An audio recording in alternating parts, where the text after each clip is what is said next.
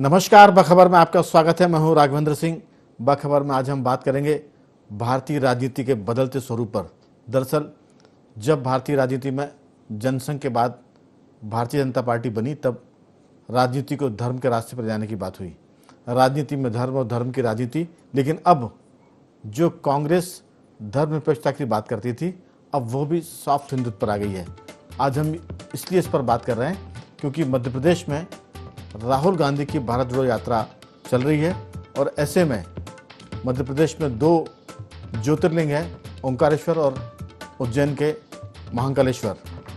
यहाँ पर राहुल गांधी द्वारा पहुँचना, भगवान के दर्शन करना, इसके साथ साथ उनका ये कहना भी कि हम देश को सॉफ्ट हिंदुत्व की बात के रास्ते पर जाना चाहते हैं, वो कट्टरवाद के खिलाफ है। इस पूरे मुद्दे पर हम विस्तार से इसलिए बात करना चाहते हैं क्योंकि जब चुनाव होते हैं तब धर्म की बात बहुत ताकत के साथ सब लोग करते हैं और चुनाव के साथ ही लोग इसको थोड़ा सा बिसार देते हैं। इस महत्वपूर्ण मुद्दे पर विस्तार से बात करेंगे और आपको ये भी सुनाएंगे कि राहुल गांधी की इस यात्रा पर धार्मिक आयोजनों को लेकर भाजपा नेताओं की क्या प्रतिक्रिया है। लेकिन चर्चा शुरू करते हैं। आपको बता दें कि स्टूडियो में मौजूद हमारे साथ मध्य प्रदेश के वरिष्ठ पत्रकार योगीराज योगेश जी और स्काइप पर रहेंगे हमारे साथी पत्रकार संदीप पौराणिक जी। चर्चा की शुरुआत के पहले सुनते हैं कि राहुल गांधी के सॉफ्ट हिंदुत्व पर मध्य प्रदेश भाजपा के अध्यक्ष विष्णुदत्त शर्मा क्या कहते हैं। राहुल गांधी जी आज बड़ा गणपति आने वाले थे, बड़ा गणपति दर्शन करके यात्रा प्रारंभ होने वाली थी, लेकिन छदम हिंदुत्व सामने आ गया और बाहर आ गया। वो गाड़ी से उतरे नहीं और सीधे चले गए। इंदौर के जनता का जो बड़े गणपति के प्रति इंदौर के एक एक नागरिक का जो भाव और सम्मान है, श्रद्धा का जो भाव है, उस पर आघात करने का काम राहुल गांधी जी आपने। तो हमने सुना कि किस तरह से इस छोटी सी चीज को बहुत ही भावना के साथ जोड़ने की बात बीजेपी के लीडर अध्यक्ष बी.डी. शर्मा ने की। इस पर हम चर्चा करेंगे। हमारे साथ स्टूडियो में हमारे साथी मौजूद हैं। योगीराज जी, धर्म का मामला पहले कभी राजनेताओं के लिए बड़ा अछूत का विषय होता था। धर्म पर बात कम करते थे, धर्मनिरपेक्षता की बात ज़्यादा होती थी। लेकिन जब से भारतीय जनता पार्टी ने अपना विस्तार किया है, केंद्र में सरकार बनाई है, देश के विभिन्न राज्यों में भाजपा की सरकारें हैं, तब से जो दूसरे दल हैं वो भी हिंदुत्व की तरफ लौट रहे हैं, कभी अनमने मन से, कभी मजबूरी में। और ये बताते हैं कि वो हम कट्टर हिंदुत्व के खिलाफ हैं, सॉफ्ट हिंदुत्व की बात करते हैं। आपकी क्या राय है? राहुल गांधी के धार्मिक आयोजनों में जाना, दर्शन करना, ये उनका अधिकार भी है, कर्तव्य भी बनता जो भी है, लेकिन राजनीति में इसके क्या मायने हैं? आपकी राय? देखिए राघवेंद्र जी, ये सॉफ्ट हिंदुत्व या कट्टर हिंदुत्व या अब ये हिंदुत्व की तरफ बढ़ चले हैं। आप देखिए, कांग्रेस पहले हिंदू की बात नहीं करती थी, लेकिन मुसलमानों की बात करती थी। अब थोड़ा सा चेंज ये आया है कि वो थोड़ा सा हिंदुओं की बात करने लग गए। लेकिन इस परिवर्तन में इतना ज़्यादा, कह सकते हैं, गंगा में इतना पानी बह गया कि अब मेरे हिसाब से अब मुझे लगता है कि अब सॉफ्ट हिंदुत्व से भी काम चलने वाला नहीं है। अब तो सीधा सीधा हार्ड हिंदुत्व ही आपकी नैया पार लगाएगा। ऐसा कुछ दिनों में जो माहौल हुआ है, तो मुझे ऐसा लगता है कि केवल सॉफ्ट हिंदुत्व के भरोसे आप अपनी नैया पार लगाना चाहते हैं, तो मुझे थोड़ा सा संदेह लगता है। आपको अब ये तय करना पड़ेगा इस पार या उस पार। और इसी कन्फ्यूज़न में या इसी संदेह में थोड़ा सा कांग्रेस को या राहुल को लग रहा है, और इसलिए वो थोड़े थोड़े कुछ हिंदुत्व या हिंदू होने लग गए हैं, जिसको कि भाजपा नेता तो उन लोगों को कई बार चुनावी हिंदू कहती है, कई बार इनको अवसरवादी हिंदू कहती है।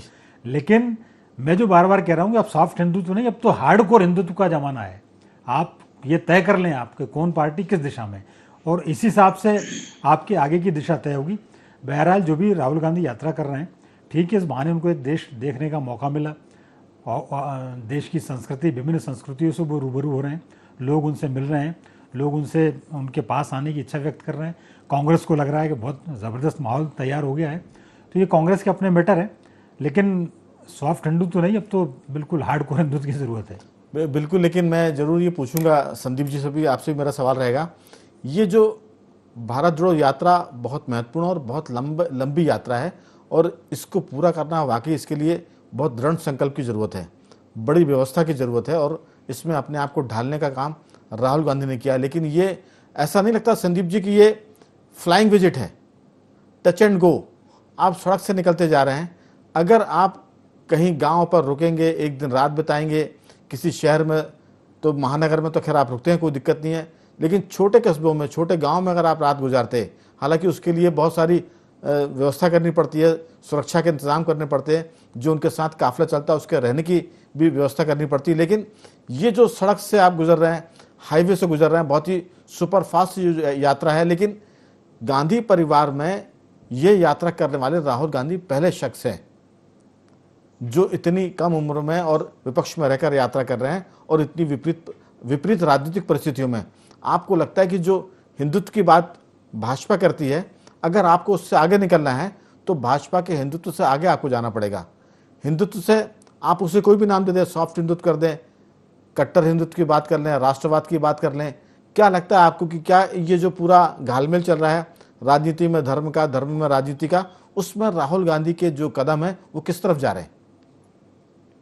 देखिए राघवेंद्र जी, अगर आपको बीजेपी को हिंदुत्व पर चुनौती देनी है उस मसले पर, क्योंकि आपका जो विपक्षी दल है या जो आपके सामने खड़ा है उससे आपको मजबूत दिखना पड़ेगा। इस मामले में कई बार ऐसे लगता है कि केजरीवाल ज्यादा बेहतर है कांग्रेस से, कि उन्होंने तो नोट पर भी भगवान छापने की बात कर दी। तो कई बार ऐसा लगता है कि आपको उससे, जो आपके सामने दल है, उससे आगे निकलने के लिए तरीके अपनाने पड़ेंगे। लेकिन जहां तक सॉफ्ट हिंदुत्व की बात है, देखिए कांग्रेस को यह माना जाता रहा है कि वो कहीं ना कहीं अल्पसंख्यकों के साथ ज्यादा खड़ी होती नजर आती है। अगर आप वहां से स्विंग कर रहे हैं, बदल रहे हैं, तो एकदम नहीं बदल सकते आप, धीरे धीरे आपको अपने आप को बदलना पड़ेगा। और मुझे लगता है कि इस यात्रा के दौरान राहुल गांधी ने संदेश भी देने की कोशिश की है। आप ओंकारेश्वर का देख लीजिए नजारा, जहां उन्होंने नर्मदा आरती की, ओंकारेश्वर जी की पूजा अर्चना की, यहाँ उज्जैन आए तो महाकाल की। ये कितना असर करेगी और लोगों के दिल में बैठ पाएंगे, ये कहना भी जल्दबाजी होगी। लेकिन इस पूरे घटनाक्रम में एक तस्वीर जरूर आपको अपनी ओर आकर्षित करेगी, वो है राहुल गांधी का साष्टांग दंडवत बाबा महाकाल के दरबार में। वो एक ऐसी तस्वीर है जो आपको बहुत कुछ कहने के लिए है, लेकिन कांग्रेस उसको किस तरह से आगे बढ़ाती है ये आने वाला समय बताएगा। लेकिन आपने जो कहा कि यात्रा का फ्लाइंग विजिट, राघवेंद्र जी मैं भी गया हूं अभी 2-3 दिन के लिए, तो मुझे भी ये लगा कि जितनी जल्दी में हैं आप राजनेता हैं, आपको ठहर के चलना होगा, आप जल्दबाजी में मत चलिए। हाँ, अगर आपको सिर्फ सभाएं करनी थी तो बेहतर होता कि आप कार में सवार होकर एक जगह जाते, वहां सभा करते, दूसरी जगह जाते, कुछ लोगों से मिलते, तो आपका समय भी बचता और आप ज्यादा से ज्यादा लोगों से मिल सकते थे। मुझे लगता है कि कांग्रेस की इस यात्रा को प्लान करने में उन लोगों का ज्यादा योगदान है जो जमीन को बहुत बेहतर तरीके से नहीं समझते, या उनकी मंशा ये थी कि राहुल गांधी एक सीमित तरीके से लोगों से संपर्क करें।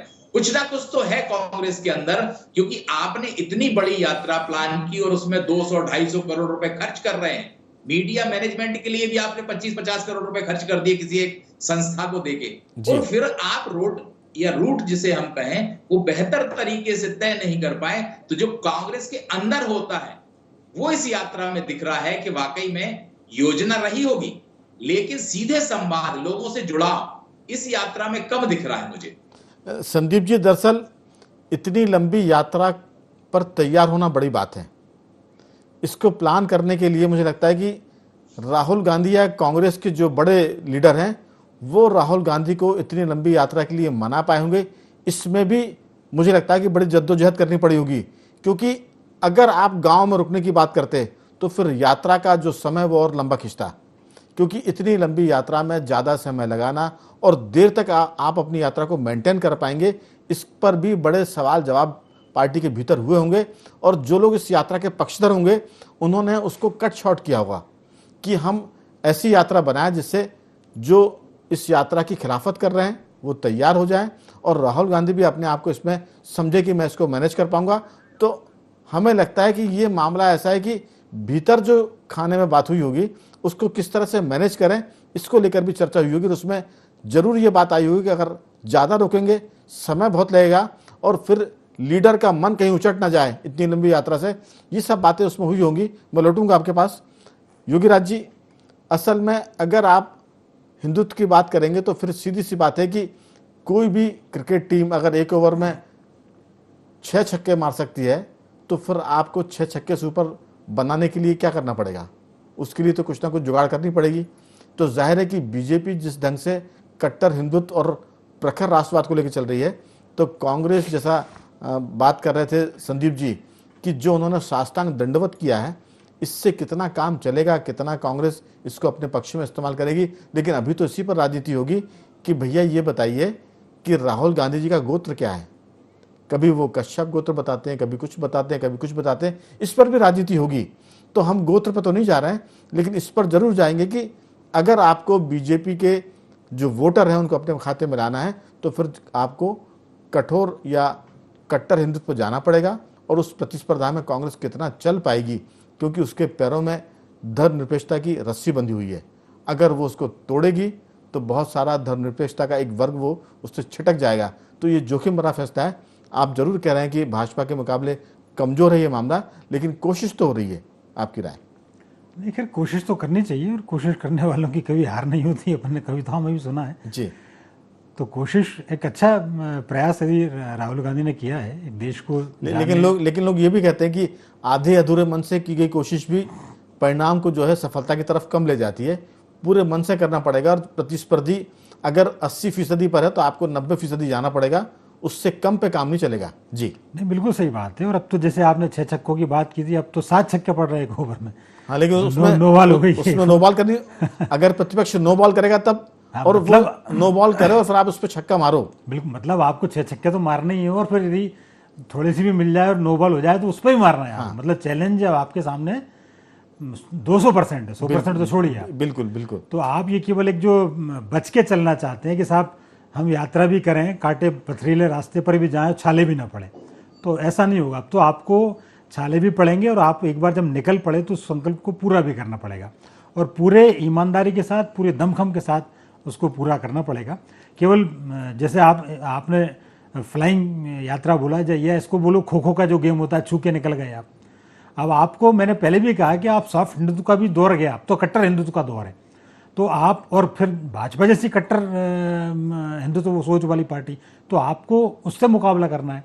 तो यदि आपको ये लगता है कि छोटे छोटे ये कर्मकांडों से यदि आपका भला हो जाएगा तो ठीक है, आपको लग रहा है तो बहुत अच्छी बात है। बिल्कुल। लेकिन फिर भी मैं ये मानता हूं कि चलो राहुल गांधी ने कुछ तो किया, कांग्रेस के नेताओं ने या जिसने भी ये प्लान किया, और राहुल गांधी इसके लिए तैयार हुए, तो इसके लिए भी पार्टी और राहुल गांधी को बधाई दी जानी चाहिए। बिल्कुल, इसमें कोई शक नहीं, बड़ा काम है।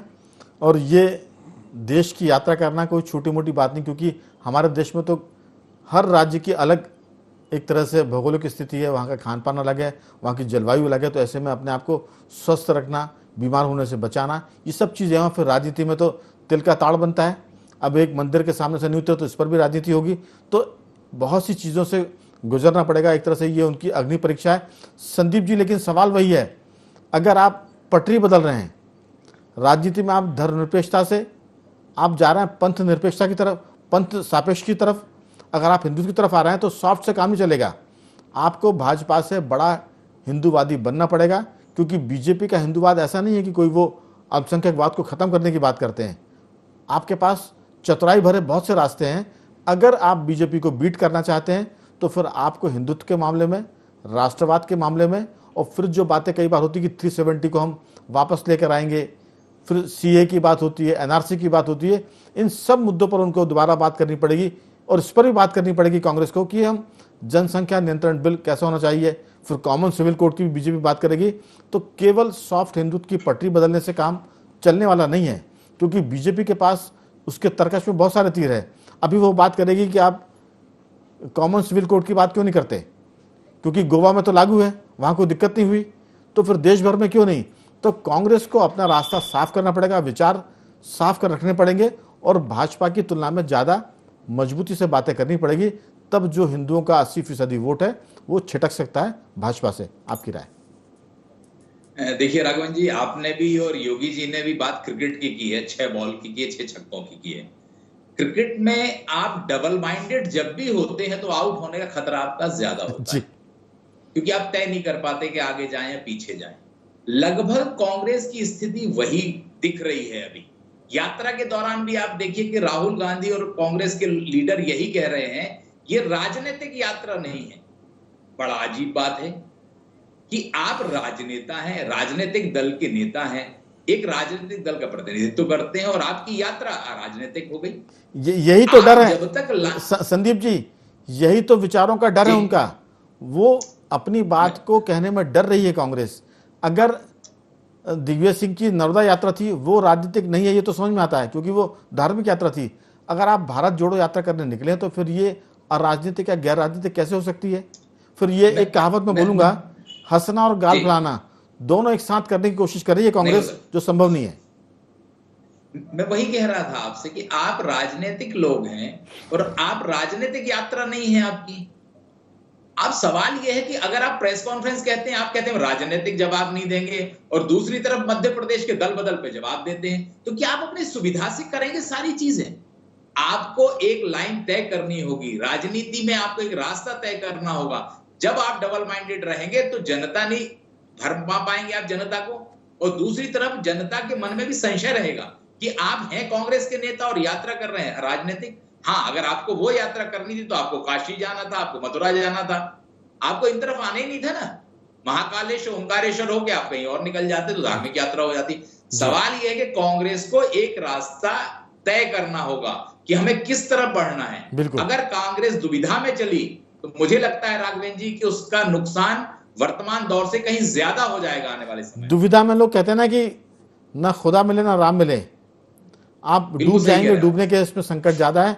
कुल मिलाकर राहुल गांधी की भारत जोड़ो यात्रा सॉफ्ट हिंदुत्व की तरफ पार्टी की पट्टी को बदल रही है, लेकिन उनका मुकाबला भाजपा जैसे कट्टर हिंदुत्व और प्रखर राष्ट्रवाद से है।